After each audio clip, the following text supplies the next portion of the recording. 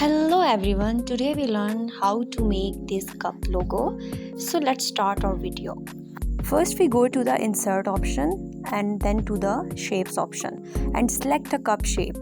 Then we draw a cup shape on this page. You can see I adjust this cup according to the size of the cup.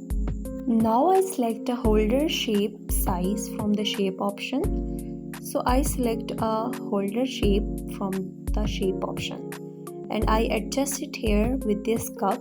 You can see I make adjustments in this. I make adjustment according to the size of the cup and according to the holder size. You can see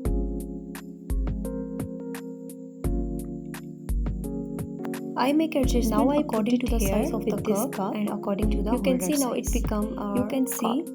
Now we make some colorful adjustment in this cup. We just go to format and we go to shape, color, and we select some every type of color in it, and I selected brown color for my cup. So I selected brown one, and also for the holder I selected a brown color. With this, you can see the option of the shape outline. From the shape outline you can outline any color. You can outline any color with any color. Okay, so you see that I choose white color for the outline.